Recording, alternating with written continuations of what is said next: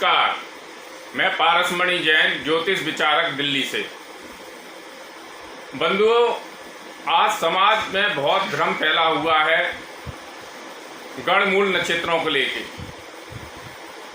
आज किसी बच्चे का जन्म हो और उसके माता पिता सबसे पहले पूछेंगे ये मंगली तो नहीं है, मूलिया तो नहीं है, किस चीज़ के पैर हैं, पिता के लिए भारी है कि माता के लिए भारी है कि बहन के लिए भारी है, भाई के लिए भारी है।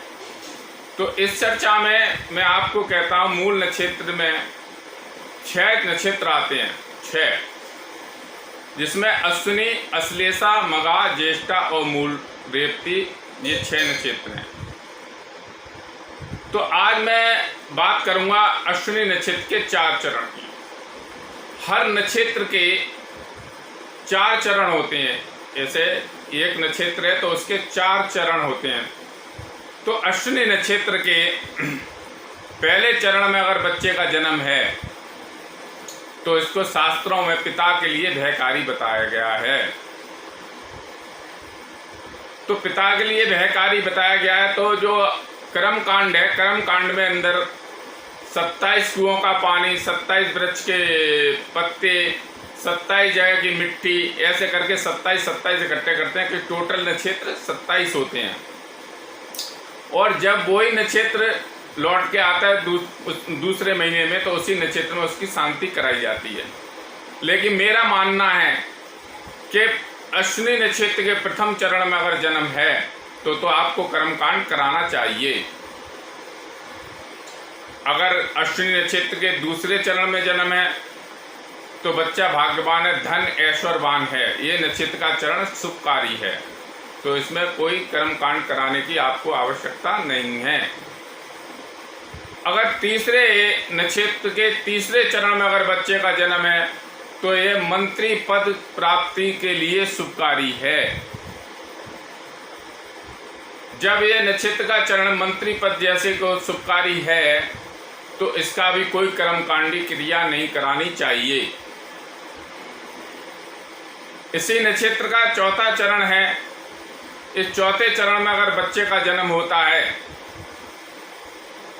तो ये राज्य द्वारा सम्मान प्राप्ति दिलाता है। तो इस नक्षत्र के चौथे चरण के भी कोई कर्म कांड कराने की कोई आवश्यकता नहीं है। अब बहुत से हमारे भाई बंधुओं को ये वहम रहेगा या पंडित जी हमारे उसको दिमाग फिरा देंगे कि नहीं मूलिया तो है ही। तो मैं आपसे कहूँगा, इस अश्विनी नक्षत्र के पहले चरण में आप कर्म कांड कराइए। बाकी नक्षत्र दूसरे, तीसरे और चौथे में कोई आवश्यकता नहीं है। अगर आपको शंका है नहीं मेरे साथ बुरा हो जाएगा, तो अंदर जो भावना भा लेते, निगेटिव सोच जिसके अंदर आ जाती है, तो वो सोचता रहेगा अरे मेरा बच्चा मूलिया है, मेरा बच्चा मूलिया था, उन्होंने पारस जी ने मना कर दी। तो मैं आपसे एक ही बात कहूँगा, अगर अपनी मन की संतुष्टि के लिए आप उस बच्चे का तुलादान करा दीजिए। बच्चे के वजन के बराबर 7 तरह के अनाज ले लीजिए। उन अनाज 7 तरह के अनाज लेके उनके 3 हिस्से बनाइए, 3 हिस्से उनके कर दीजिए। पहला हिस्सा नवचर जीवों के लिए, ऐसे पंछी वगैरह के लिए डाल दो आप।